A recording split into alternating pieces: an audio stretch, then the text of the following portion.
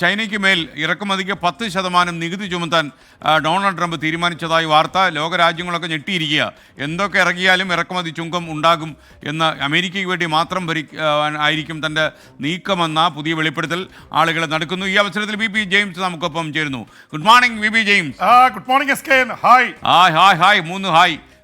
കല്യാണമൊക്കെ സമംഗളം നടന്നു എന്ന് വിശ്വസിക്കുന്നു. സമംഗളം നടന്നു എസ് കെ. അതിലെ കാശെല്ലാം പോയല്ലോ, സന്തോഷമായി. കാശൊക്കെ പോയി. അതിനിടയിൽ ഞാൻ പലവണ വന്നുകൂടെ സംസാരിച്ചിരുന്നു. ട്രംപിന്റെ നമുക്ക് ഇറങ്ങി ഒരു പണം റിപ്പോർട്ട് ചെയ്തിരുന്നല്ലോ. ഓക്കെ, അപ്പൊ ഇനിയിപ്പോ അമേരിക്കയിലേക്ക് പോയി കഴിഞ്ഞാലേ ബി പി ജെയിംസിന്റെ വാചകങ്ങളൊന്നും ഇനി അവിടെ ഇറക്കുമതി ചെയ്യാൻ പറ്റത്തില്ല. അതിനും ചിലപ്പോൾ നികുതി വന്നാലോ? അങ്ങനെ പേടിക്കേണ്ട കാര്യമൊന്നുമില്ല. ട്രംപ് എസ് കെ ആത്യന്തികമായി ഹീസ് എ ഷോമാൻ. അദ്ദേഹം ഒരു അമേരിക്കയിലെ പ്രശസ്ത ടെലിവിഷൻ ചാനലുകളിലെ അവതാരകനായിരുന്നു. അതുകൊണ്ട് തന്നെ ഒപ്പം തന്നെ വലിയ രീതിയിൽ അമേരിക്കയിൽ ഏത് തീരുമാനമെടുത്താലും അതിലൊരു ഷോമാൻഷിപ്പ് ഉണ്ടാവും. അൺപ്രഡിക്റ്റബിലിറ്റി, ഒട്ടും പ്രതീക്ഷിക്കാത്ത സമയത്ത് ഒരു ഓർഡറുമായി രംഗത്ത് വരും.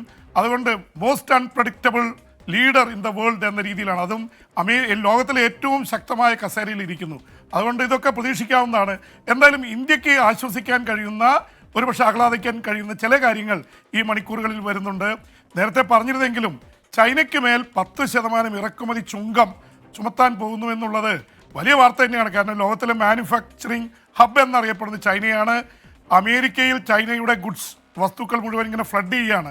വാൾമാർട്ട് അടക്കമുള്ള വലിയ വലിയ വൻ ഭീമന്മാർ ചൈനയിൽ നിന്നാണ് അവർക്ക് വേണ്ട വസ്തുക്കളൊക്കെ കൊണ്ടുവരുന്നത്. അപ്പോൾ അതുകൊണ്ട് ഇതൊരു വല്ലാത്ത രീതിയിൽ ചൈനയെ പ്രകോപിപ്പിക്കുന്ന ഒരു നിലപാട് തന്നെയാണ്. ഒരു ഭാഗത്ത് ചൈനീസ് പ്രസിഡന്റ് ഷി ജിൻപിങ്ങിനെ വിളിച്ച് അതിൽ പങ്കെടുക്കാൻ, ഇനോഗ്രേഷനിൽ പങ്കെടുക്കാൻ ക്ഷണിക്കുന്നു. അപ്പോൾ നമ്മൾ വിചാരിച്ചു ചൈനയുമായിട്ട് ചങ്ങാത്തത്തിന് പോകുന്നു. പക്ഷെ അതൊന്നുമല്ല. ചൈനയ്ക്ക് മേൽ വീണ്ടും ഒരു ചെറിയ വ്യാപാര യുദ്ധം തന്നെ. 2018 ട്രംപ് ഇത് തന്നെയാണ് ചെയ്തത്. വ്യാപാര യുദ്ധം പ്രഖ്യാപിച്ച് അങ്ങനെയാണ് ചൈന അമേരിക്ക ബന്ധം വഷളായത്. ഇത് ഒരു തരത്തിൽ ഇന്ത്യക്ക് ആശ്വാസമാണ്. ഇന്ത്യയുടെ കുറച്ചും കൂടി ഇന്ത്യയിൽ നിന്ന് കാര്യങ്ങൾ ഇറക്കുമതി ചെയ്യാനുള്ള സാധ്യതകൾ കൂടും. ചൈനയും ഒരു പക്ഷേ ആ തരത്തിൽ മുന്നോട്ട് വരാം. പനാമ കനാലിൽ ചൈനയാണ് ഏറ്റവും വലിയ സ്വാധീനം ചെലുത്തുന്നത്. അതുകൊണ്ട് പനാമ കനാൽ ഞാൻ തിരിച്ചു പിടിക്കാൻ പോകുന്നു. അപ്പം ചൈന വിരുദ്ധമാണ് കാര്യങ്ങൾ എന്ന് മാത്രമല്ല, അധികാരമേറ്റ ഉടൻ അദ്ദേഹത്തിൻ്റെ രണ്ടാമനായിട്ട് അറിയപ്പെടുന്ന സ്റ്റേറ്റ് സെക്രട്ടറി മാർക്ക് റൂബിയോ കണ്ടത് 3 പ്രധാനപ്പെട്ട രാജ്യങ്ങളുടെ വിദേശകാര്യമന്ത്രിമാരെയാണ്. ഇന്ത്യയുടെ വിദേശകാര്യമന്ത്രി എസ് ജയശങ്കർ, ഓസ്ട്രേലിയയുടെ വിദേശകാര്യമന്ത്രി, അതുപോലെ തന്നെ ജപ്പാൻ്റെ വിദേശകാര്യമന്ത്രി. ഈ 3 പേരെയാണ് കണ്ടത്. ഇവരെ അടങ്ങുന്ന അമേരിക്കൻ ഇവിടെ ക്വാഡ് സഖ്യമാണ് ചൈനയ്ക്കെതിരെ ഏറ്റവും ശക്തമായ നിലപാടെടുത്ത് മുന്നോട്ട് വന്നത്. അതേ സഖ്യത്തെ തന്നെ കാണുമ്പോൾ ചൈന വിരുദ്ധമാണ് രാഷ്ട്രീയം, എന്നാൽ വ്യാപാരത്തിൽ എന്തെങ്കിലുമൊക്കെ നീക്കുപോക്കാവാം എന്നാണ് ട്രംപിൻ്റെ നയം. എന്തായാലും ട്രംപിൻ്റെ നീക്കങ്ങൾ എല്ലാവരും സൂക്ഷ്മതയോടെ നോക്കുകയാണ്. എസ് കെ യഥാർത്ഥത്തിൽ ലോക രാജ്യങ്ങൾക്കൊക്കെ ആശങ്കയാണ്. കാരണം കാനഡയ്ക്ക് 25% നികുതി ചുമത്തുമെന്ന് പറയുന്നു. കാനഡയുടെ സമ്പദ് വ്യവസ്ഥ തന്നെ തകരും. അതുപോലെ തന്നെ ഉക്രൈൻ യുദ്ധം ഉടൻ അവസാനിപ്പിക്കാമെന്ന് പറയുന്നു. റഷ്യൻ പ്രസിഡന്റുമായിട്ട് അനൗദ്യോഗികമായ ചർച്ചകൾ നടത്തുന്നു. റഷ്യ അമേരിക്കയുടെ ശത്രുവാണ്. പക്ഷേ ഈ തരത്തിൽ ആരും പ്രൊഡിക്റ്റ് ചെയ്യാത്ത രീതിയിലുള്ള ലോകക്രമമാണ് അദ്ദേഹം ലക്ഷ്യം വെക്കുന്നത്. ഒരുപക്ഷെ പശ്ചിമേഷ്യയിൽ വലിയ രീതിയിൽ സൗദി അറേബ്യയുമായിട്ട് അടുക്കാൻ പോകുന്നു. വ്യാപാര ബന്ധങ്ങൾ കൂടാൻ പോകുന്നു. ഖത്തറുമായിട്ട് എങ്ങനെയായിരിക്കും എന്നുള്ളത് കാണാനിരിക്കുന്നേ ഉള്ളൂ.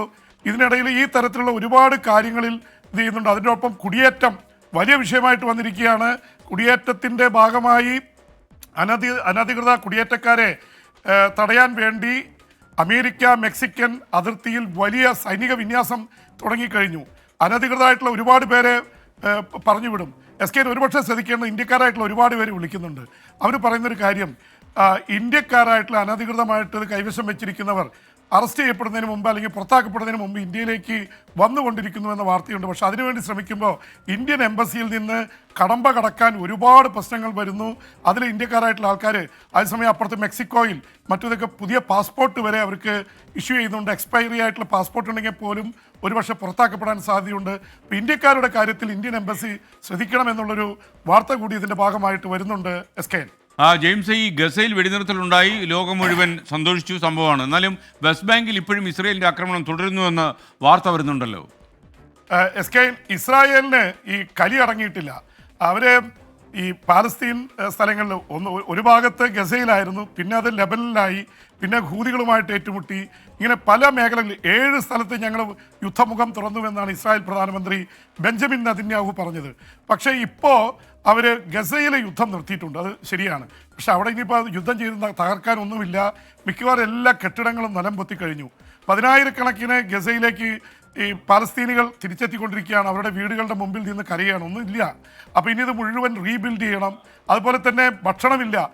എന്തായാലും ഒരു വ്യത്യാസമുള്ളത്, ഗസയിലേക്ക് വൻതോതിൽ ഭക്ഷണവും മറ്റു വസ്തുക്കളൊക്കെ എത്തിക്കൊണ്ടിരിക്കുന്നുണ്ട്. അല്ലെങ്കിൽ ജനം അവിടെ പട്ടിണി കിടന്ന് മരിച്ചു പോകും. അപ്പോൾ അത് തടയുന്നില്ല ഇസ്രായേൽ എന്നുള്ളൊരു മാറ്റം മാത്രമേ ഉള്ളൂ. ഇസ്രായേൽ എല്ലാം നിരീക്ഷിച്ചുകൊണ്ടിരിക്കുകയാണ്. അവിടെ എന്തെങ്കിലും സംഭവിച്ചാൽ തങ്ങൾ വീണ്ടും തിരിച്ചടിക്കുമെന്നുള്ള രീതിയിലാണ് കാര്യങ്ങൾ നടക്കുന്നത്. അതിനിടയിൽ യുക്രൈൻ യുദ്ധവും എന്താ പറയുക, ട്രംപ് വന്നാൽ ഒറ്റ ദിവസം കൊണ്ട് യുദ്ധം തീരുമെന്നാണ് പറഞ്ഞത്. പക്ഷേ യുദ്ധം തീർന്നിട്ടില്ലെന്ന് മാത്രമല്ല, റഷ്യ വലിയ രീതിയിൽ ആക്രമണം നടത്തുന്നു എന്ന് മാത്രമല്ല, റഷ്യ ഒരു നാറ്റോ രാജ്യത്തെ കൂടി ആക്രമിക്കുമെന്ന് ഈ മണിക്കൂറുകളിൽ ജർമ്മനി പറയുന്നു. അപ്പോൾ അതുകൊണ്ട് വളരെ ഇതായിരിക്കണം. കാരണം അമേരിക്ക ഒരുപക്ഷെ സഹായത്തിനെത്താൻ സാധ്യതയില്ല. അതുകൊണ്ട് റഷ്യൻ പ്രസിഡന്റ് വ്ളാഡിമിർ പുടിൻ തൻ്റെ ആയുധപ്പുരകളിൽ പുതുതായിട്ടുള്ള ആയുധങ്ങൾ നിറയ്ക്കുന്നു. വടക്കൻ കൊറിയയും ഇറാനുമായിട്ട് ചേർന്നുകൊണ്ട് ഒരുപാട് തരത്തിലുള്ള ആയുധങ്ങൾ വാങ്ങിക്കൊണ്ടുവരുന്നു എന്നാണ് പറയുന്നത്. SKN. P James. Thank you.